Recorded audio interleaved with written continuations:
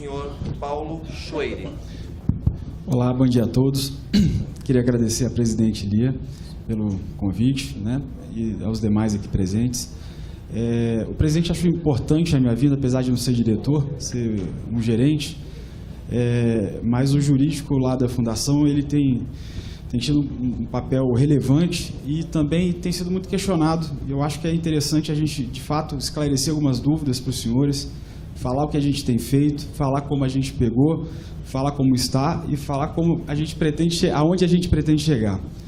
Eu tenho 14 anos de formado, saí da faculdade, fui para uma entidade federal, ser procurador com 14 anos, saí, tem 2 anos que eu comecei a advogar, não sou da Caixa, não conheci os fundos de pensão, fui apresentado ao presidente um mês antes de entrar, não o conhecia, e após uma entrevista ele acabou gostando eu acho que da entrevista do currículo e acabei aceitando esse desafio. Achei que era um desafio relativamente tranquilo, porque eu trabalhava nessa área de direito sancionador, ações de probidade, intervenções, Maranhão, Rondônia, Piauí, lugares difíceis. Pois é. E achei que já tinha visto de tudo. Mas quando eu cheguei na Fundação...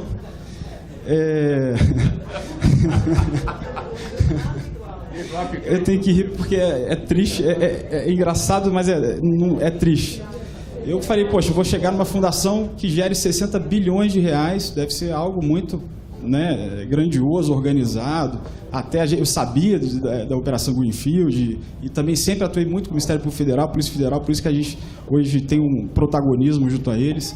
Mas cheguei na fundação, a primeira coisa que me falaram, tem um advogado querendo falar com você aqui do escritório, que é o escritório que nos defende da Operação Greenfield. Eu falei, tá bom, então chama ela para conversar comigo. Cadê o contrato dela? Trouxeram o contrato. E aí ela chegou e falou, não, mas tem esses pedidos de informações aqui, eu estou negando tudo, falando que não é competência do Ministério Público para a gente prestar informação. Como assim? Né, então, e aí depois eu fiquei sabendo que, na verdade, a advogada nem cópia ela tinha tirado desse processo, quem tirou cópia foram os advogados internos, ela ganhou um pouco mais de 500 mil reais, e a busca e apreensão se deu muito por isso, por sonegação de informações. E, olhando a situação, depois aí eu pedi, no outro dia, ela tinha um outro contrato, veio um outro contrato com valor maior, aí eu comecei a pedir os contratos, vi que eu era todos os contratos. Aí me chegaram com 86 contratos, no outro dia não era mais 86, era 116, os contratos não eram registrados, valores totalmente diferenciados a critério do escritório e sem critério escrito, o que me deixou também perplexo. Pagava-se 300, 400 reais por ação, às vezes até 1.500 reais por ação. E eu falei, bom, e a gente hoje tem 18 mil ações, né?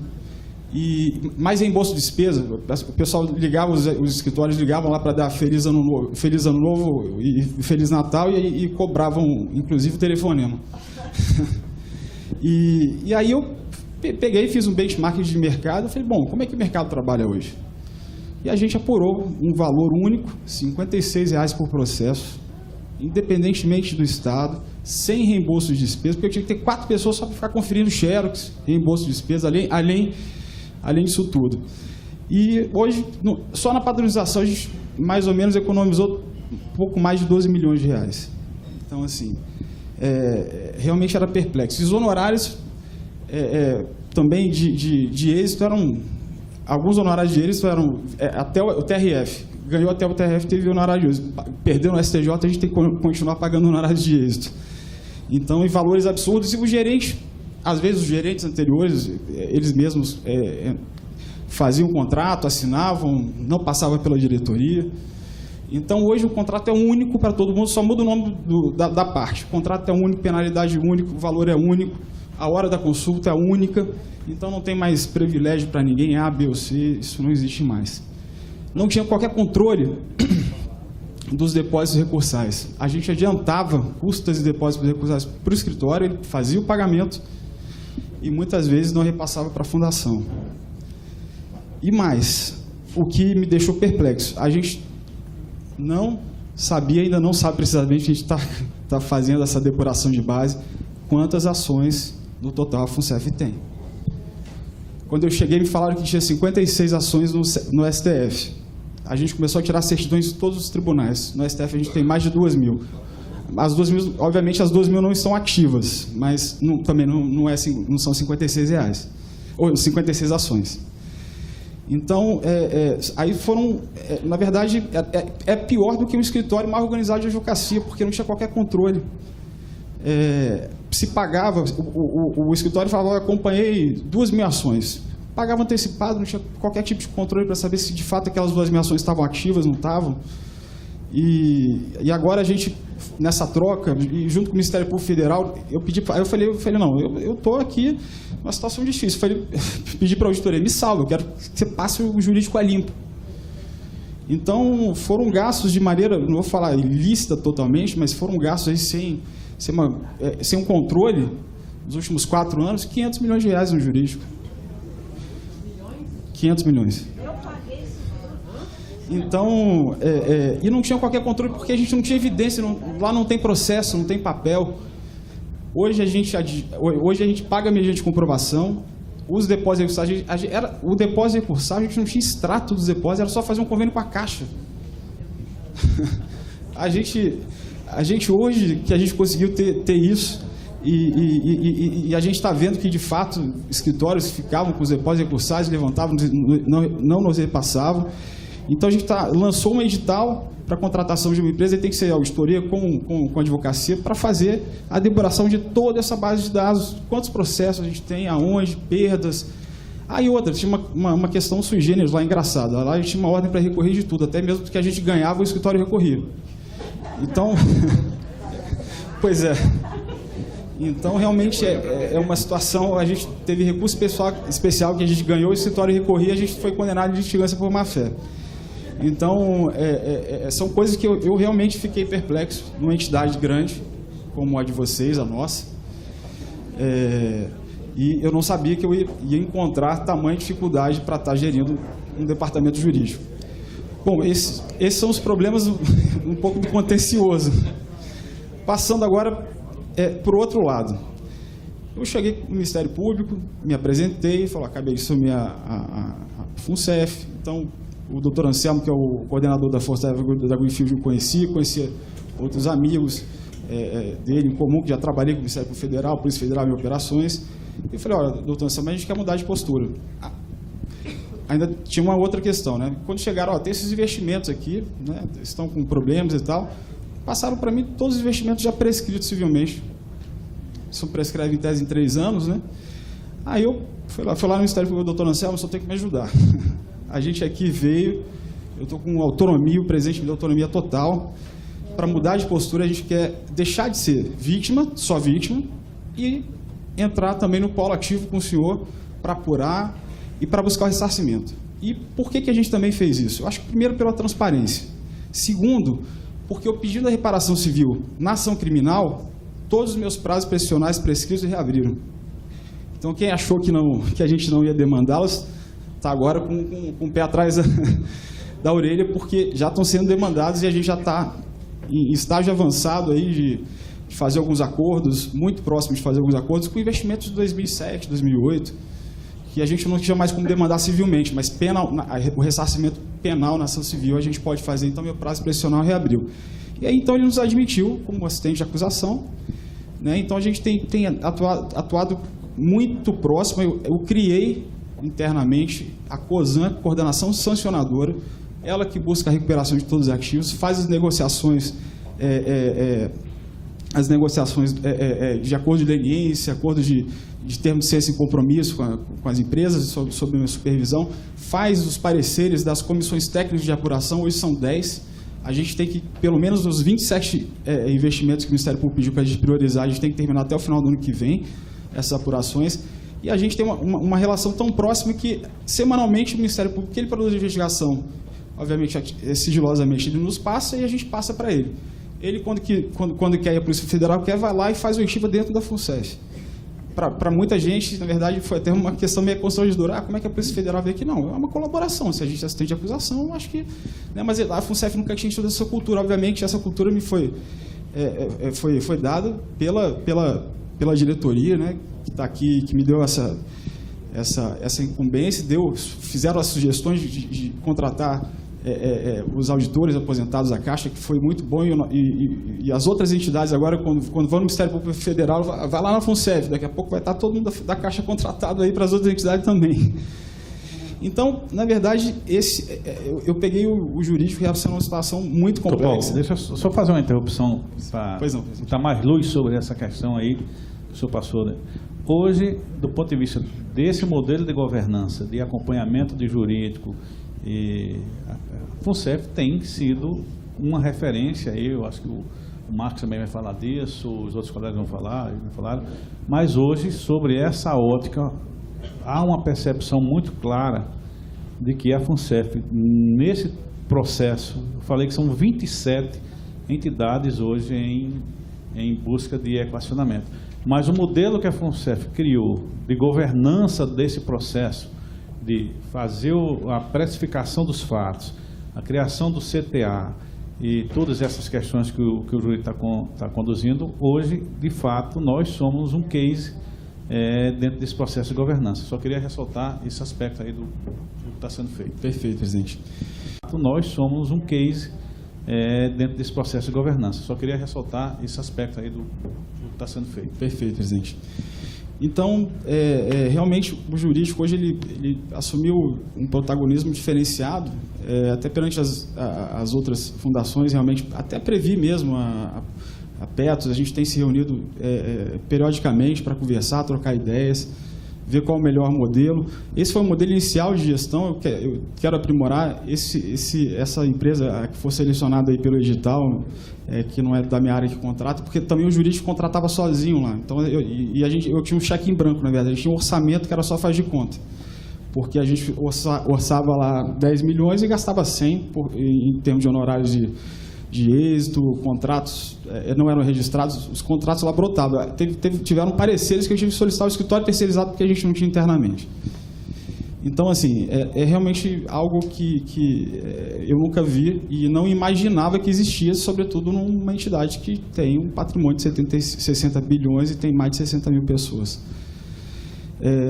Fiquei perplexo. Passando para o contencioso, especificamente falando, que é um outro tema que tem gerado muita polêmica, né? A gente fez um estudo, o último estudo que tem de regras de provisionamento na FUNCEF, ele é de 2012.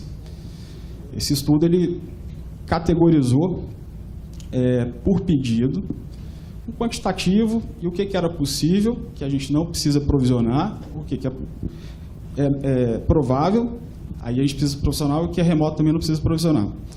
Então, hoje, a gente tem lá na Fundação, como possível, não tem impacto no balanço de aproximadamente 15.300. Como provável, 2.571. Só que esses valores e a regra de provisionamento eles estão ultrapassados e esses valores, acredito eu, eles não estão corretos, porque também ninguém, posteriormente, só foram ratificando essas regras sem nenhum novo estudo. Então, estamos também já em fase final de contratação de uma empresa para, de fato, reavaliar, até porque o cenário mudou depois da decisão do STF, sobretudo que determinou a saída da competência da Justiça do Trabalho para a Justiça Federal. Então, e 80% disso é CTVA hoje, né? Então, CTVA, a gente, na Justiça do Trabalho, a gente começou perdendo, e agora a gente tem começado a ganhar, e a jurisprudência tem se consolidado nesse sentido. Então, esse possível aqui, acredito que ele não vai se transformar em provável. Só que o que ocorre? Foram essas ações de 2.571, que acredito que esse valor não seja esse, são ações que foram perdas de prazo, que também essa empresa ela vai verificar quem perdeu o prazo, quem recorreu, quem fez recurso errado, até para a gente verificar e penalizar e pedir o ressarcimento também disso, né? Porque isso abria até o olho da Previc, porque a Previc estava muito focada nos investimentos. Só que os prestadores de serviços dessas entidades também fizeram barbaridades. Então, de fato, aí eles começaram a ter esse olhar com os prestadores de serviços, enfim, terceirizados, porque realmente é complicado. Ninguém tinha uma regra clara, todo mundo contratava ao bel prazer, para você eu pago 1.000, para você eu pago 500, para você eu pago 400, mas porque não tem nada escrito, pelo menos escrito não tinha lá. Se tinha, não estava mais lá. Então, desses valores, 2.500. CTVA, porque quando o STF deu a decisão dele, ele modulou. O que já estava sentenciado na Justiça do Trabalho ficaria na Justiça do Trabalho, o que não iria para a Justiça Comum. Então, o que ficou na Justiça do Trabalho, e tiveram perda de prazo, recursos interpostos de forma errada, então também tiveram erros da Fundação. E também uma coisa engraçada, que eu cheguei lá, a gente fazia avaliação das petições dos terceirizados de 2012 por amostragem. Eu falei, mas por que está fazendo essa avaliação de 2012? Ah, não, porque a gente tem que recuperar o prazo. Eu falei, não, larga 2012 para cá, vamos fazer agora. O escritório manda a gente, e eu não quero por amostragem, eu quero que 100% das petições sejam avaliadas. Hoje, 100% das petições, o advogado manda, a gente tem 2 dias para revisar e mandar para ele de volta. Porque quem sabe melhor, internamente, o nosso grupo interno de advogados, são 25 no total, eles são muito bons no que eles fazem previdenciário. Então, assim, não tem ninguém melhor em termos de matéria, não é o terceirizado que é melhor do que a gente. O terceirizado é o nosso braço, porque a gente não consegue estar em todas as cidades. Mas a gente não avaliar e acontecer isso, dava nisso, recorrer do que a gente ganhava, né, perder prazo, interpor recurso errado, não colocar... a gente tem um banco, a gente fez um banco de teses, já para facilitar a vida dos terceirizados, mas hoje a gente revisa 100% das peças. E a gente largou 2002 para cá. 2002 o leite já foi derramado, a gente vai tentar recuperar o que a gente puder, mas eu não quero perder mais de 2017 para frente. Né? E essa questão da cobrança do passivo é uma questão que é interessante. A gente tem decisões variadas dos tribunais. Por exemplo, CTVA. Eu ganho na Justiça do Trabalho, ok.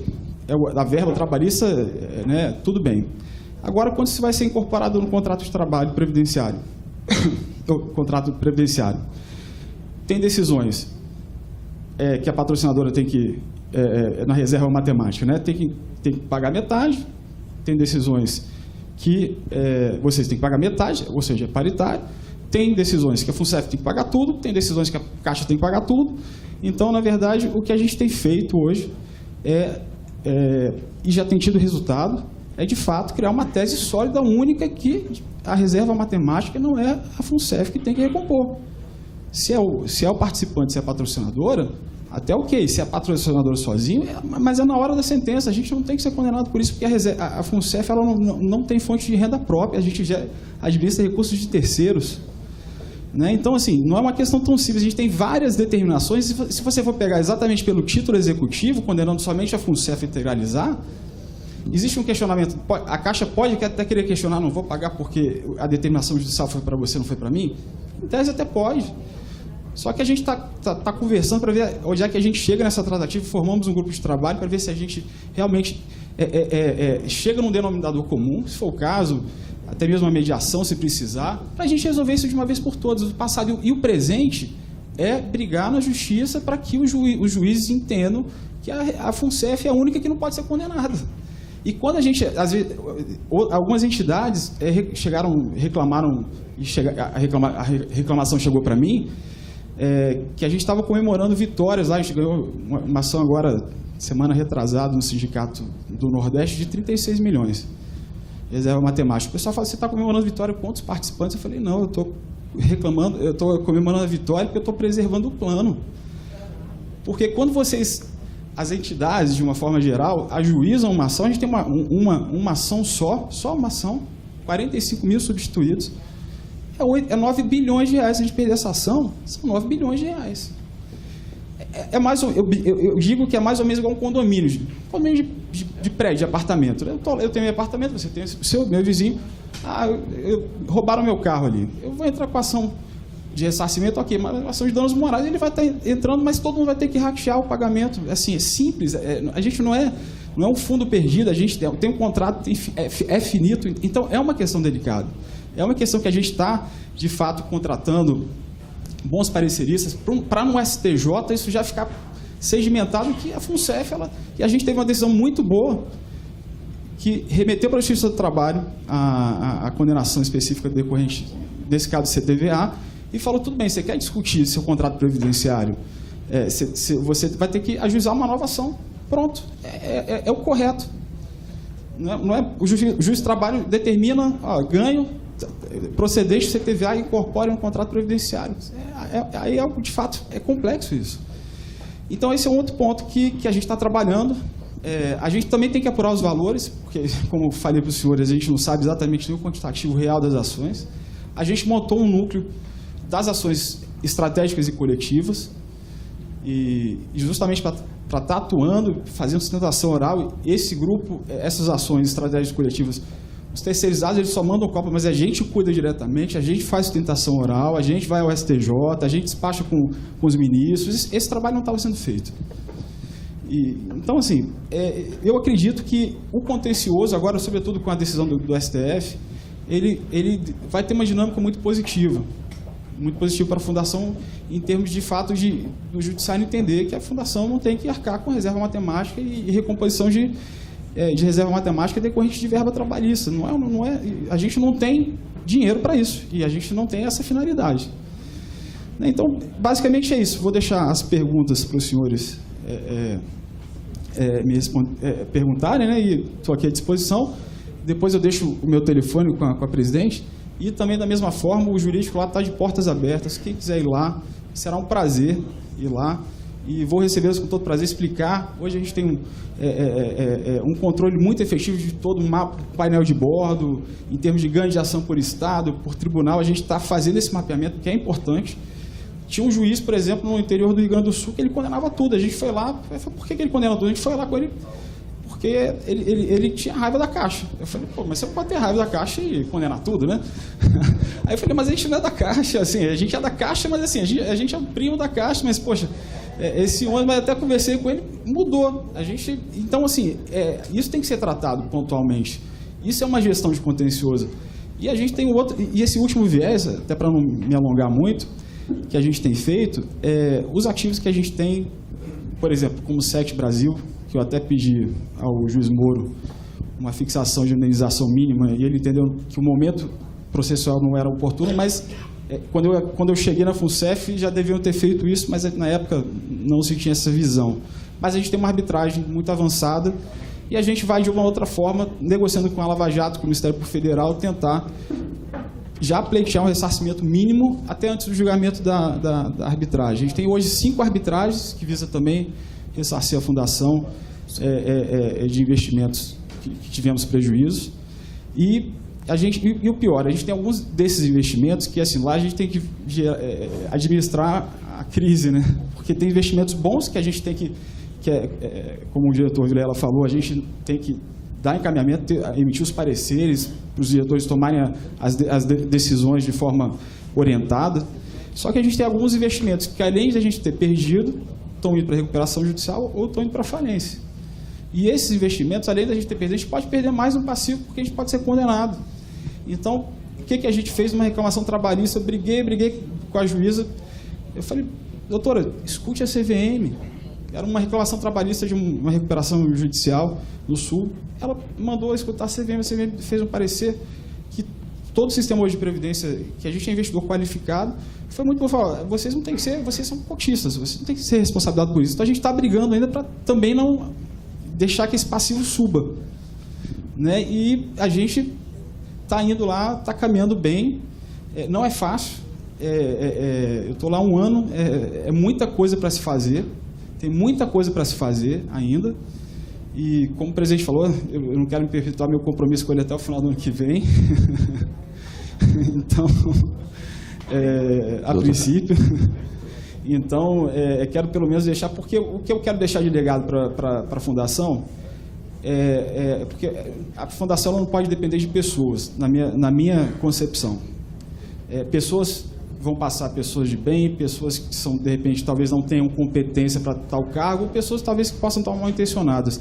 O que deixa a entidade íntegra é um bom complexo de normativos objetivos, é um bom compliance interno, uma boa gestão, porque quem entrar no meu lugar, se quiser fazer alguma coisa diferente, de alguma outra forma, ele vai ter que se virar nos 30. Quando eu cheguei lá, se eu quisesse fazer o que eu quisesse fazer, porque não tinha controle de nada, ninguém ia ficar sabendo, ia continuar na mesma coisa. O jurídico só foi, de fato, aberto depois dos relatórios de auditoria, que eu mesmo fiquei perplexo. Falei, como é que pode isso? Mas são isso. É isso. Agradeço a gentileza dos senhores. Estou aqui à disposição para as perguntas. Obrigado. Só adicionando.